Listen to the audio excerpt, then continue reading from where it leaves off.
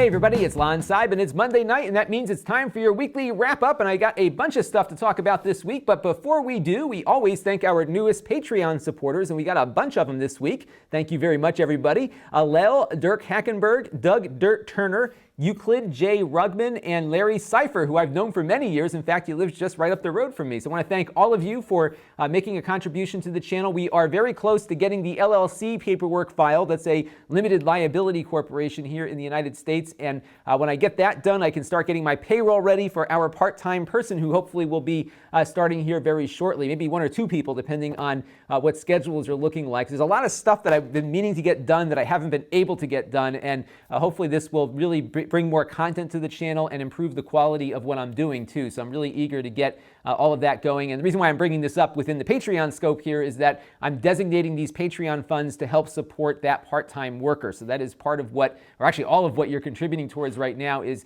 getting that person up and running. So I want to thank everyone for your support. So it's a lot of work to get hiring people to do it the right way, the legal way. There's insurance, there's paperwork, there's unemployment compensation, there's all this other stuff that I've got to fund, and it's very difficult. So hopefully we'll have all that stuff worked out this week and get that ball rolling. And once we have that person on board, you will meet them maybe on the wrap-up or some other opportunity here on the channel. And along those lines, I launched a secondary channel, and I call it a secondary and not a second channel because what I'm doing with this extras channel, which you can find at the address on the slide here, is posting up content that relates to other things that I'm uploading. So a great example is that AVS system that we did just this week, which is that Nintendo clone that plays stuff on your HD television. What I did is I captured a lot of game footage and I uploaded that footage on the secondary channel. What I used to do is upload it as an unlisted video on this one because I didn't want to load up your feeds with a lot of extra content that you may have not been interested in or maybe would push some of the other videos out of the way. So what I'm going to do now, instead of putting it as an unlisted video,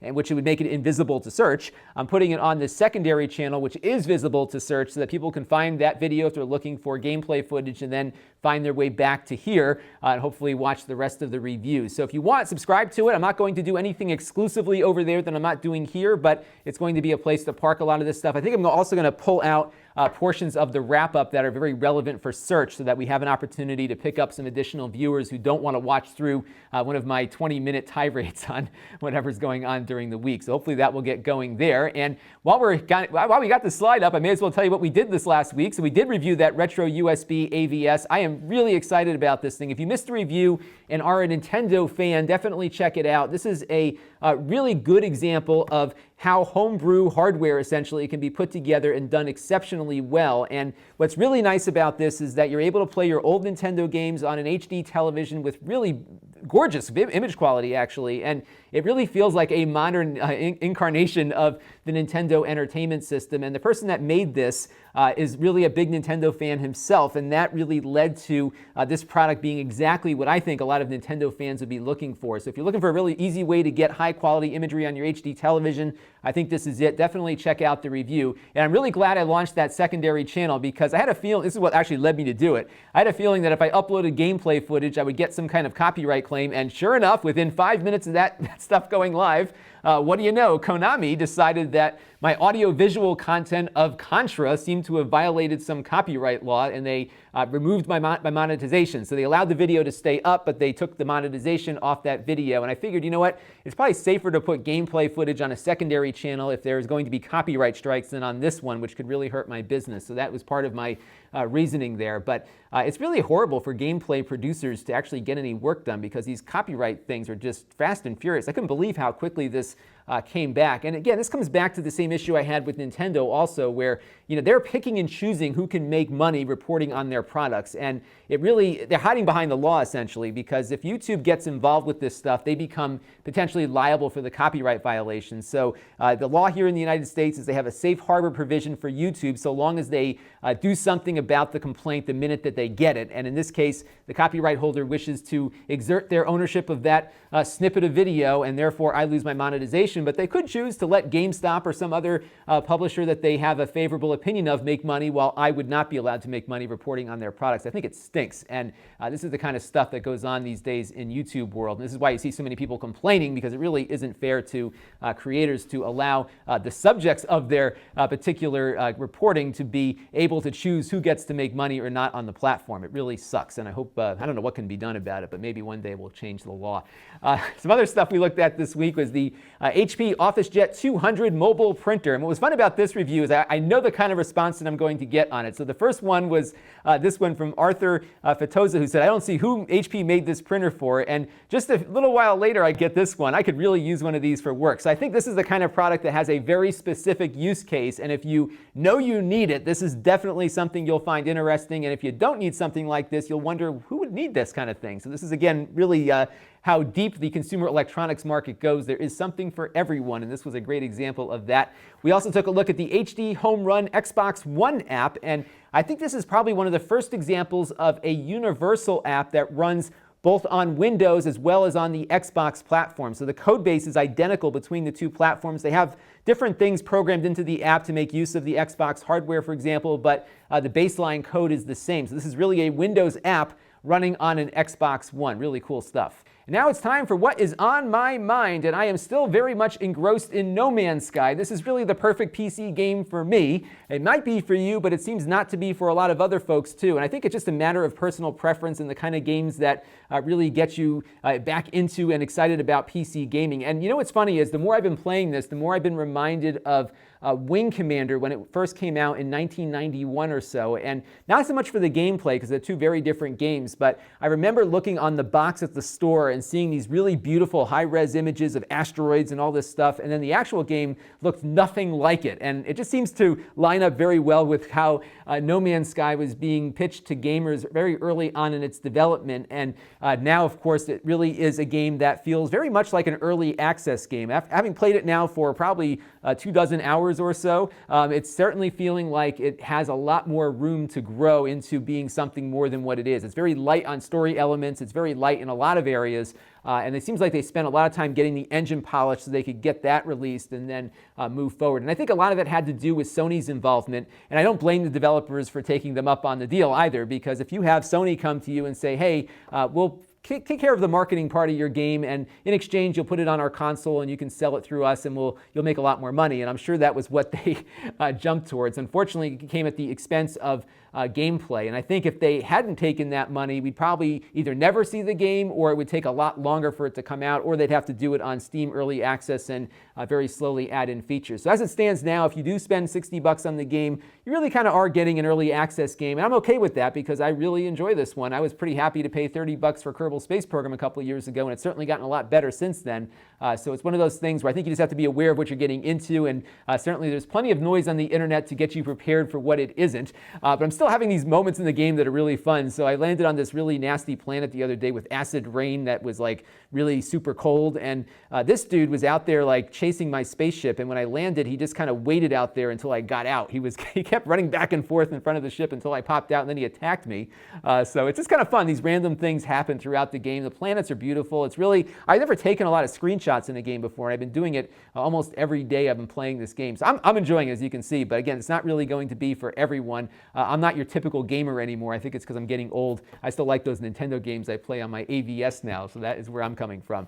Also had something interesting too come up. So I've been having some internet problems. Unfortunately, it didn't get solved by the new cable modem. It solved one of the problems, but not a packet loss problem that has been plaguing me. I talked about that last week. But one of the best ways, actually the best way to get help from Comcast is to tweet them at their Comcast Cares Twitter handle. And what I like about doing this, first of all, so you don't have to sit on hold, and they don't ask you all the dumb questions that those people usually do on the phone when you call. So you don't have to reset your modem. If you just type in, all right, I reset the modem, I did X, Y, and Z, and it's still not working. And they're very, very responsive on their Twitter feed. And I tell this to everybody. If you have a problem, do it through Twitter, because it will get resolved a lot quicker. And I'm having very good luck many, many times over now using their Twitter support versus actually going out to the telephone. So definitely do that if you have trouble. But I got a chuckle out of what they sent me after we've been communicating back and forth. They said, thinking about your customer service experience, how likely are you to recommend Xfinity from Comcast to friends and family? Now,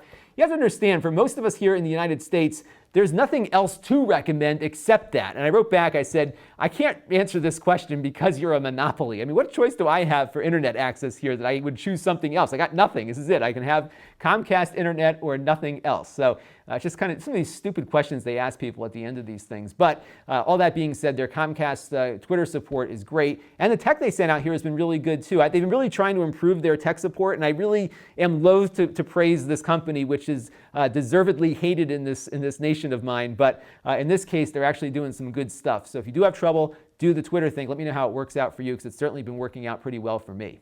Now it's time for a couple of news items that caught my eye this week. The first one comes from the Chromium blog, and this relates to the Chrome web apps. They have an app store within the Chrome web browser where you can download some additional functionality, extensions, and some other things.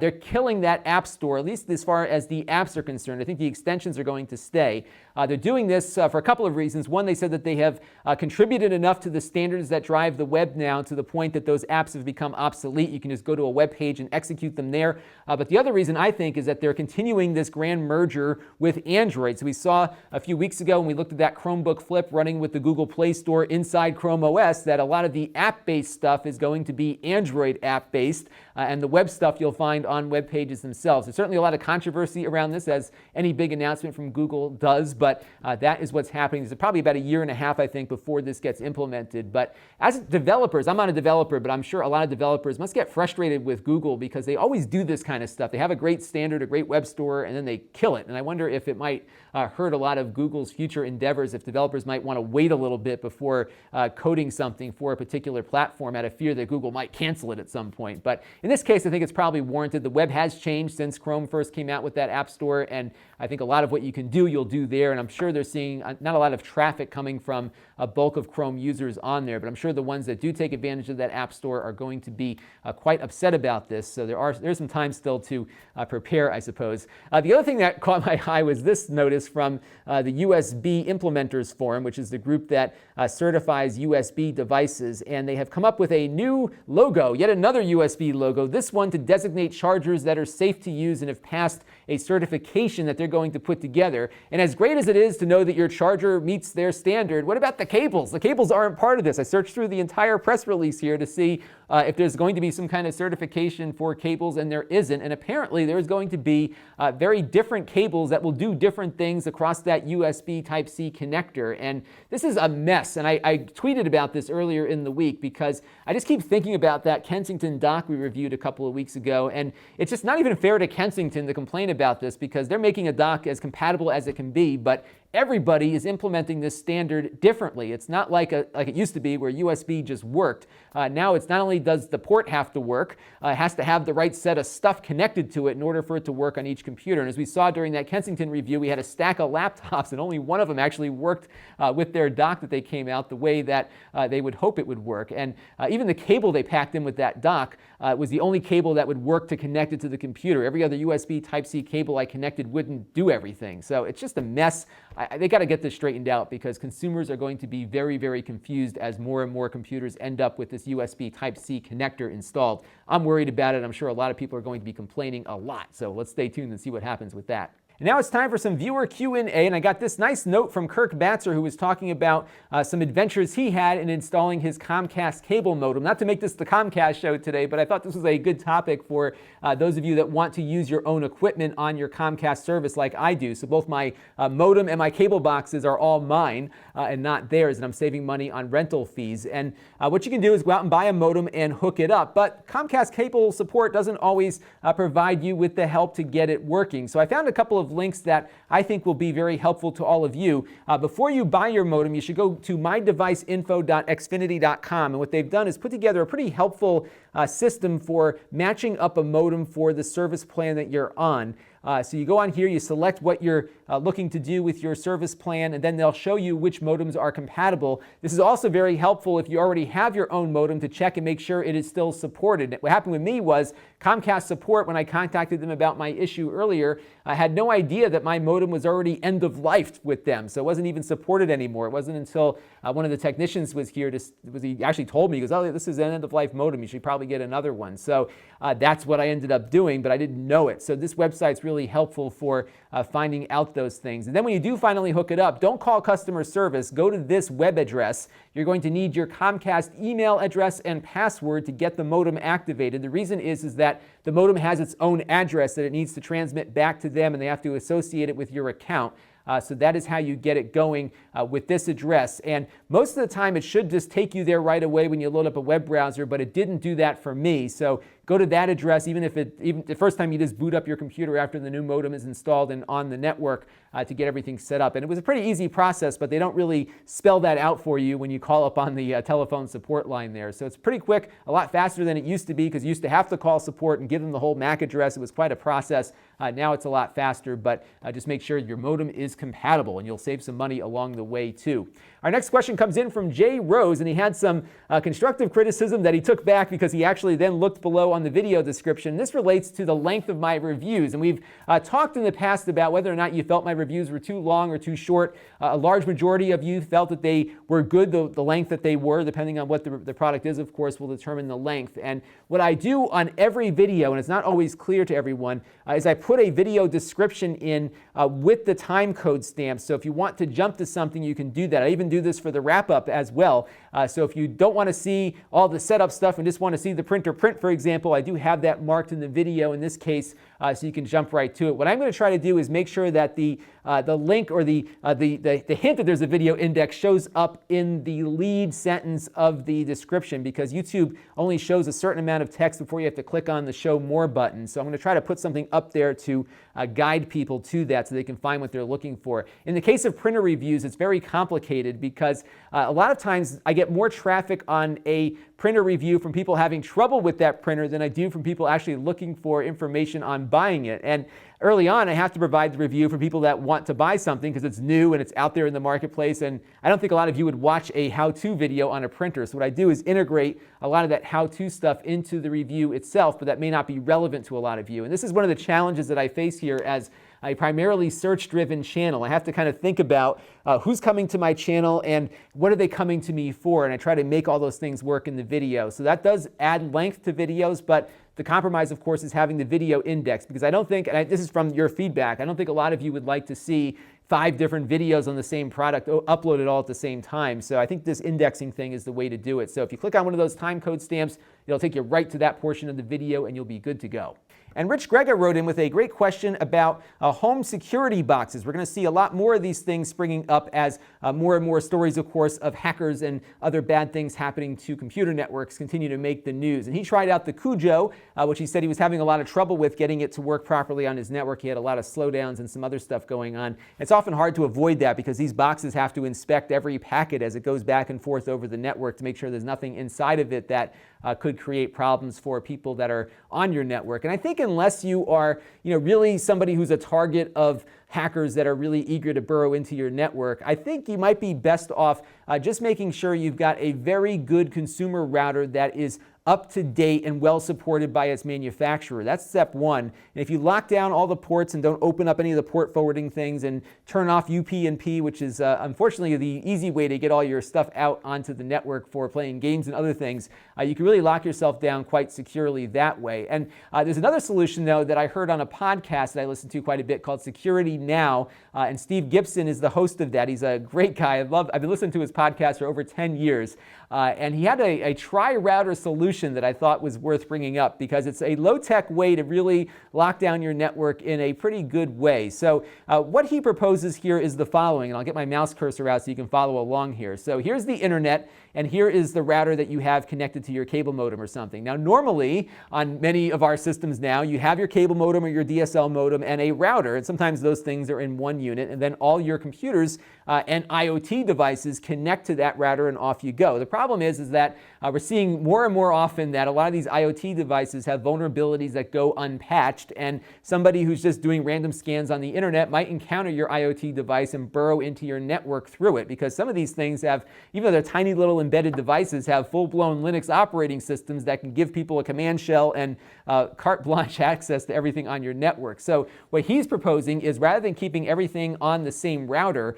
have that router become what's called a border router, and then plug in 2 additional routers to it. And with routers being so cheap these days, this isn't something all that crazy to think about. So what you do is you have the WAN port on this router going to the internet, and then what you do is connect 2 more routers, or as many as you want actually, from their WAN port to the LAN port on the border router. And that means that when you connect things up in this way, although this and this are connecting to this on the same network, these devices are on the other interface, which will have a different address, which means that these devices can't talk to the devices on the other side of the network. So your wall plugs and your baby monitors are in their own little space, and if somebody hacks into the baby monitor, they can only get access to the baby monitors in that little IoT router versus everything on your network. And I think it's a really simple way actually to really lock things down pretty well. And I'm thinking about maybe doing this at my house or doing one other thing, which I'll show you in a minute. There's an article that I put down here at PC Perspective, which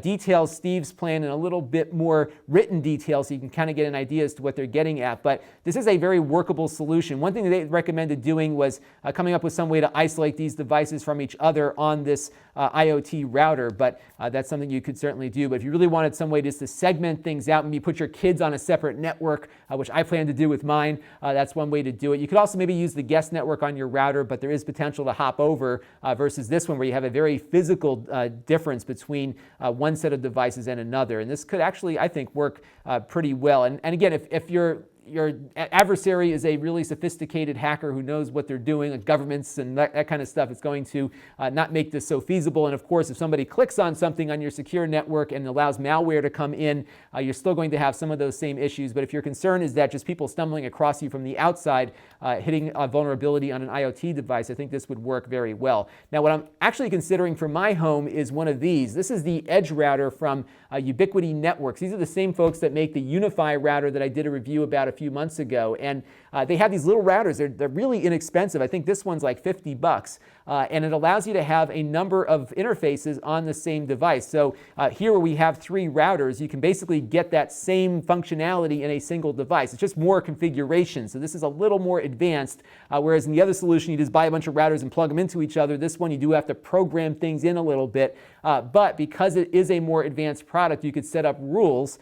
So for example, if I wanted to be able to print and have my printer on the IoT network, I can allow certain traffic to go maybe in one direction versus the other. There's a lot of different things you can program in to set some rules to allow some things to pierce the wall and not others. And I'll probably take a look at one of these. This is the $50 one that is pretty good, except that it won't go beyond a 500 megabit per second internet connection. Now, I don't have that available to me right now, so this device will probably suit me just fine, but it does have a cap as to how much data it can handle at a time. They do have more expensive units that can process data faster, but it's as fast as any consumer router out there is, and you can create 3 distinct segments that are completely isolated from each other, yet they can all get access to the internet, and I think that's definitely something worth considering. Now it's time for some Q&A for you, and I'd love to get some ideas from all of you on some back-to-school technology you might be thinking about, because in many parts of the world, mine included, this is about the time when everyone's buying school supplies and getting ready to go back to school and to college and other academic ventures. And I was just curious what kind of technology is out there that you as a student or you as a parent of a student are finding interesting and something worth looking at here on the channel. So definitely let me know down in the comments below the kinds of things that you're finding and things you think might be a good review topic for me to consider in the near future. Definitely let me know about that. So I've got a bunch of good stuff to look at this week. I was really hitting the wall last week because I had a few things that I thought were going to be cool that really were kind of duds. So I didn't produce as much content as I was hoping. I was getting kind of bummed out because I hit the weekend and I was really looking around for something to produce, and that AVS showed up at just the right time. It really boosted my spirits. But I have a lot of good stuff to review this week that's ready to go. The first thing, I'm probably going to get to this later in the week. This is the Action Tech Mocha 2.0 adapters. Now, I looked at their prior version product probably about 2 or 3 years ago, and what these do is allow you to transfer data over your cable television wiring, and it's way more reliable both in its reliability but also in its speed as compared to power line adapters, and you can still watch your cable television and use your internet along the wires at the same time. So this works kind of alongside your existing stuff that you already have coming into your home. And what's nice about the 2.0 version of this product is that it's probably 4 or 5 times faster than the prior generation. So that one ran at about 100 megabits per second for the entire network. I think this one is like 400 or 500 megabits per second, at least in its rated speed, maybe a little bit faster than that. So you can do more on your existing wirings. Remember, cable wiring is like one big loop, so you get all that bandwidth to share among devices. The best way to look at this is kind of a long-haul device, so you can run your cable wiring in between your router and another farther point in the house, and then hook a switch up perhaps to the other end, maybe plug your smart television into it, and then add a Wi-Fi adapter to get your internet extended out to different portions of the house. And the last version of this product worked great, so I'm really eager to see if the faster speeds on this one pan out, because this is a very good solution, especially if you're doing things like the HD home run that we talk about on the channel all the time, to get the best possible and most reliable speeds across greater distances in your home without having to run new wiring. Ethernet is always best, of course, but if you don't have that and do have cable television wiring, this might be the way to go. We'll take a look at that later in the week. I think tomorrow we'll do this one. This is the new QNAP TS251A, I believe they're calling this one. And this is just a bit of a specifications bump, essentially, over the QNAP drive we looked at about a year ago. But they've added an interesting new port to it. And this is a USB port that you can use to directly plug the NAS into a computer to transfer data while not losing its network-attached storage capabilities in the process. So you could dump data off your laptop via USB while still having it connected to your network and having it accessible to other users on the network. So we'll see how fast it is and how it holds up, and we'll take a look at that later in the week. This won't be a very in-depth review because I looked at the prior generation of this product and went into a lot of depth on that one. So I'm going to point a lot of people to the prior review because most of the things haven't changed, but that port is definitely different. I'm also going to look at some of the Docker stuff that they have put into their operating system. That was also on the prior generation product, but I didn't look at it on this one. So we'll look at Docker and we'll look at that port there. Docker is a what they call a Linux container thing where you can do these little virtual machines that are more efficient than running a straight virtual machine. And what's cool about the QNAP stuff is that, as we saw last year, you can run Windows on this thing. They're full Intel computers essentially, and it works great. We'll also talk a bit about its Plex capacity as well. I just got this in today too. This is a Voyo 2-in-1 tablet PC, and this is like something you would see maybe from Lenovo or from Dell, but this is that Chinese brand Voyo. We looked at their little mini PC a little while ago too. This is an Atom Cherry Trail based device, and we'll just see how this stacks up against its more expensive brand name competitors. Support is always an issue with these things, so we'll explore that a little bit too, but it looks pretty nice, pretty well built actually. I just got it out and started playing with it. I hope to get a thorough review up later in the week, so we got that going on. And then, if that's not enough, I got in a bunch of stuff from Newegg, so I did buy a bunch of Intel-based hardware. We're going to look at, in kind of comparison, what about $300 will get you on the Intel side for a gaming PC, and see how that stacks up against that AMD APU-based machine we looked at a couple of weeks ago. And I bought, instead of buying a case, I bought this test bench thing because I got a bunch of GPUs in from PNY, and we'll compare some low-end GPUs to each other to see what certain dollar amounts get you. So I figured it'd be easier to do all that testing on something like this versus having to keep messing around with a case. So this will be kind of fun. So we'll actually probably do a review of the test bench itself later, maybe this week and possibly next week. So I got a lot of stuff on the agenda. We'll see if I can get it all done. I got a lot of stuff coming up this week in other parts of my life, but I hope to get to as much as I possibly can. Now, if you want to help the channel, you can. You can go to Lon.TV/Patreon and make a monthly contribution to the channel. We also have fan funding set up at Lon.TV through YouTube, and if you do leave a contribution there, let me know so I can add you to the credit roll at the beginning of the month, because I always like to do that. And I've been very bad about the email list, but I hope to get one out this week. I've been so busy with the day job and other stuff that I haven't had time to get a lot of these things done. But you can connect with me on the email list at Lon.TV/email, where I try to update you as to what I'm doing on the channel when I can. We have the Facebook page at Lon.TV/Facebook, where I post a lot of stuff on there. So if you're eager to see things as I am finding them throughout the week, that's a good place to go, because I love interacting with folks on Facebook, and it's a great place to dump content out that may not make it to a video. So definitely check out that at some point. We got the Reddit at Lon.TV/Reddit and the store where I sell some of the stuff that I have purchased, reviewed, and ready to part with. So you can find a lot of that on the store at very good prices compared to what those things might cost new. But they're $1 each because that's just the device that I bought and reviewed. So that's going to do it for this week's weekly wrap-up. This is Lon Seidman. Thank you all for watching. Keep those questions, comments, and everything else coming down in the stream below. And I really appreciate everyone who tunes in every week and really helps build this channel up. We're over 102,000 subscribers now, well on our way to 200,000. And I still haven't heard yet as to when my trophy is coming in. I get a silver play button for hitting 100,000 subscribers. They did say it takes maybe 2 or 3 weeks for them to give you the notification that you've earned it. And then it's like another 6 weeks before you actually get it. So as soon as I find out what the schedule is, we'll get that thing in and do a live stream, and hopefully my internet will be working better by the time we do. So I'll keep you posted on the Comcast adventure too. We'll see you soon. This is Lon Seidman. Thanks for watching. This channel is brought to you by my Patreon supporters. If you want to help the channel, you can by contributing as little as $1 a month. Head over to Lon.TV/Patreon to learn more. And don't forget to subscribe. Visit Lon.TV/S.